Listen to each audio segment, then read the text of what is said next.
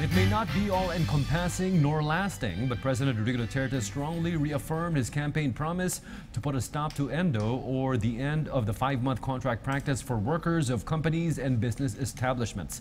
This pending the passage of bills in both the House of Congress and the Senate. Rocky Ignacio has more of the details on the president's new executive order passed in time for Labor Day.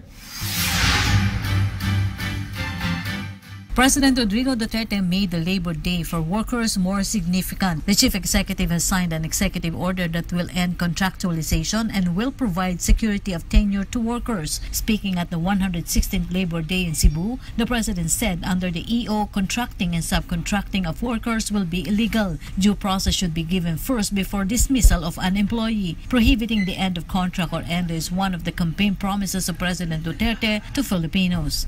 Prohibition against illegal contracting or subtracting. Walay multiplication o division dari ha.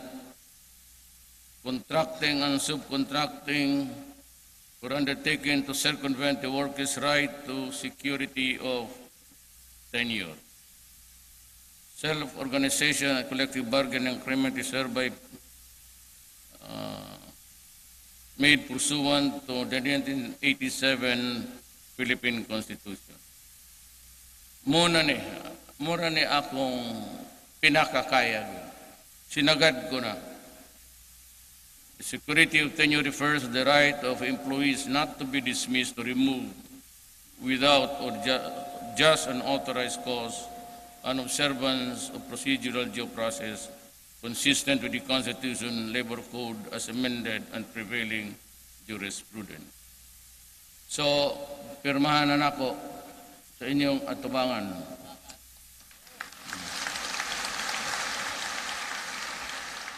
The president admitted that an executive order is not enough to balance the interests of the employers and workers. President Duterte said it is high time for Congress to revisit the labor code. I remain firm in my commitment to put an end to endo and illegal contractualization. However, I believe that in order to implement an effective and lasting solution to the problems brought about by contractualization, Congress needs to enact a law amending the labor code. Aside from ending contractualization, President Duterte assured protection of migrant workers. The 5 billion pesos donation from China will be utilized for the repatriation of Filipino workers in Kuwait. He also directed the Labor Department to allot 448 million pesos for displaced workers affected by the closure of Boracay Island for 6 months. For this year's Labor Day, we are pushing for better protection of migrant workers, especially those in the vulnerable groups such as the domestic helpers or workers or household service workers in the Middle East. All avenues to boost the level of protection for our kababayans abroad will be pursued, particularly those who are in Kuwait. We must also make sure that the necessary protection for the OFWs leaving for Kuwait are in place before they are allowed to be deployed. President Duterte assured government efforts to create more jobs for Filipinos. He said there are 140,000 new jobs are now available for job seekers, while 8,000 new positions await in some government agencies. In our own backyard, we will bring job seekers and entrepreneurs closer together with wide range of employment and business opportunities. We will provide various trabaho, negosyo ng kabuhayan, job and business fair sites nationwide, where more than 140 job vacancies from private employers will be made available. Close to 8,000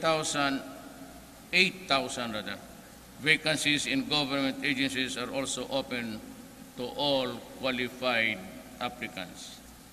Aside from that, Dole will also award livelihood projects worth 93 million to more than 10,000 informal sector workers.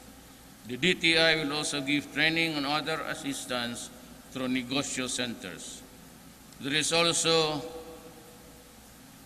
a cuento caravans for workers so that they can purchase basic commodities and discount prices. Rocky Ignacio for The Nation.